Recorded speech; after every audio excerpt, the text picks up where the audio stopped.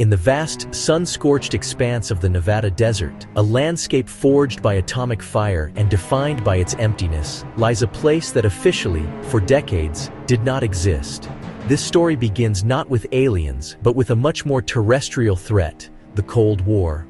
As the mid-20th century unfolded, the United States and the Soviet Union were locked in a silent, high-stakes battle for technological and military supremacy.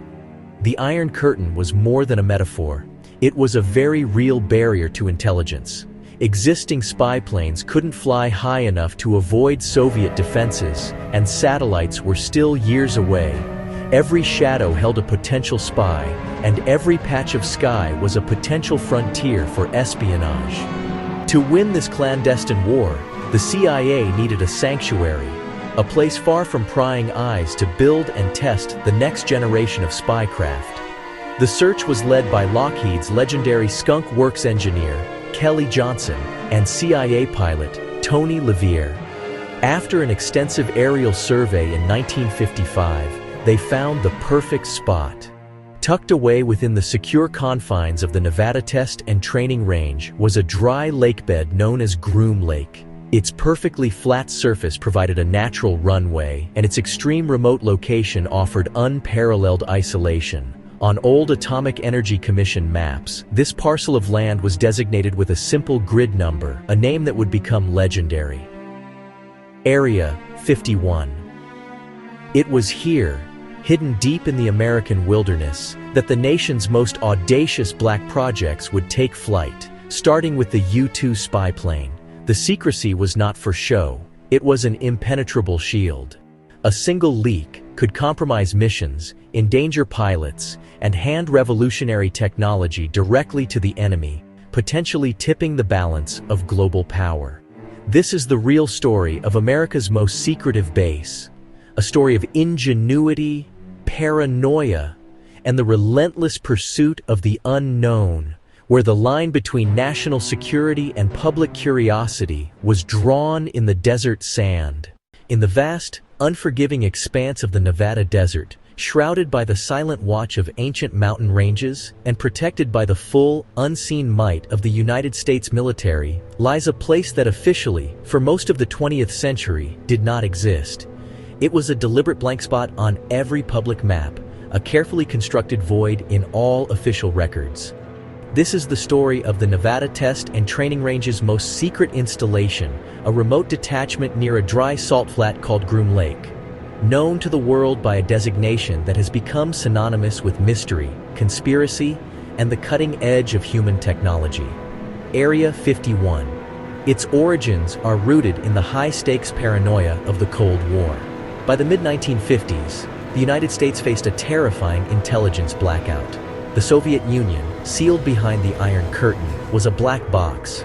Fears of a bomber gap, and later a missile gap, gripped Washington. In 1955, desperate for a way to peer into the adversary's backyard, President Eisenhower gave the CIA a clandestine directive: develop an aircraft that could fly higher than any Soviet fighter or missile could reach. He approved the acquisition of this desolate salt flat, a location hand-picked by Lockheed's legendary Skunk Works engineer, Kelly Johnson. The location was perfect, utterly remote, shielded from prying eyes by terrain and distance, with a dry lakebed that made an ideal, natural runway. The stage was set for the birth of legends, both real and imagined. From this clandestine base, codenamed Watertown Strip, the world's most advanced black projects took to the skies. First came Project Aquatone, which produced the U-2 Dragon Lady. It was an elegant, glider-like spy plane that soared at over 70,000 feet, an altitude previously thought impossible for a sustained flight. For 4 years, it flew with impunity, its cameras capturing invaluable intelligence. But in May 1960, the illusion of invincibility was shattered when a U-2 piloted by Francis Gary Powers was shot down over the Soviet Union. The incident created an international crisis and proved that even the U-2 was vulnerable. The world got a glimpse of America's secret capabilities, but the base that birthed it remained firmly in the shadows. The U-2 incident only accelerated the need for something faster and higher. Soon after, Groom Lake became home to Project Oxcart and its revolutionary creation, the A-12, a titanium marvel capable of flying at over Mach 3.3, more than 2,200 miles per hour. It was the forerunner to the iconic SR-71 Blackbird. Then, in the 1970s, came the Have Blue prototype, the angular, alien-looking craft that proved stealth was possible. It would evolve into the F-117 Nighthawk, the world's first operational stealth fighter. Each project pushed the boundaries of science and engineering, developed and tested in complete isolation. This absolute secrecy was not for show. It was a critical component of national security, ensuring that America's technological edge remained a complete, strategic surprise to its adversaries. Protecting these secrets requires a level of security that is legendary in itself. The base is surrounded by a vast, restricted airspace, a no-fly zone patrolled by dedicated fighter jets. On the ground, the perimeter is a fortress. It isn't just a fence, it's a multi-layered system of surveillance. Motion sensors, cameras, and other undisclosed technologies blanket the area, ensuring any unauthorized approach is detected instantly. The perimeter is monitored by the infamous camo dudes, private security contractors in white pickup trucks who patrol the desolate landscape. Their presence a constant, silent warning. Any attempt to cross the line is met swiftly, not with negotiation, but with interception. This impenetrable shield is designed to protect not just a physical place, but the very ideas being forged within it. Concepts and technologies that could define the future of global power. For decades, the government's official position was absolute silence. The base simply wasn't there. But in 2013, following a Freedom of Information Act request by historian Jeffrey Richelson, the CIA was forced to break its silence. They officially acknowledged the existence and location of Area 51 for the first time, declassifying documents related to the U-2 and Oxcart programs. These releases confirmed what many had long suspected, that the base was a real, terrestrial facility for testing advanced aviation technology. Yet, the victory for transparency was partial. The documents were heavily redacted, with thick black lines obscuring entire pages, leaving huge gaps in the official story. This partial reveal provided just enough information to make the remaining secrets seem even more profound. It is this very secrecy that created a vacuum, one that was eagerly filled by speculation and myth. The strange, silent, and impossibly fast aircraft tested over the Nevada desert were unlike anything the public had ever seen. Eyewitness accounts from local residents, commercial pilots, and even military personnel described bizarre lights and unconventional flight patterns. In the absence of official explanations, a powerful and seductive narrative took hold. These were not our aircraft. They were otherworldly. The government wasn't just hiding spy planes, it was hiding the truth about extraterrestrial visitation.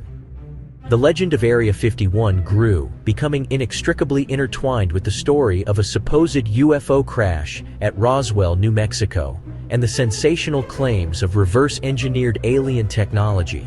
It became the epicenter of modern UFO lore, a place where, according to believers, the government housed not just captured spacecraft, but their extraterrestrial pilots, both living and dead. It's a compelling story, a modern mythos, born from a Cold War secret, but one that remains firmly in the realm of speculation, separate from the confirmed history of advanced aeronautics. This mythology has cemented Area 51's place in popular culture, making it a global icon of government secrecy. The name itself is a punchline, a plot device, and for some, a pilgrimage site.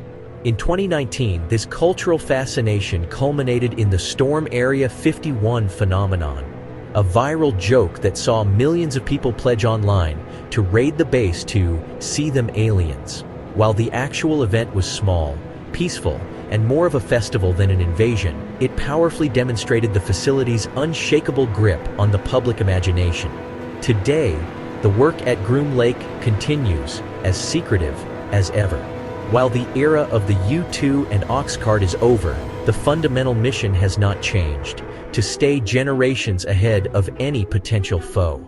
Experts speculate that the facility is now at the forefront of developing the next generation of warfare. Autonomous combat drones, hypersonic vehicles capable of striking anywhere on the globe in under an hour, and new forms of intelligence, surveillance, and reconnaissance technology that blur the line between air and space. The strange lights seen in the sky today are likely the classified descendants of the A-12 and F-117, proof that human innovation continues to push the envelope of the possible. So what is the truth behind the perimeter fence? Is it a hangar for alien secrets or a workshop for the future of human technology? The declassified record points squarely to the latter, a story of human ingenuity born from geopolitical conflict. But with so much of its history, and more importantly, its present-day operations, still shrouded in impenetrable darkness, the full story remains classified.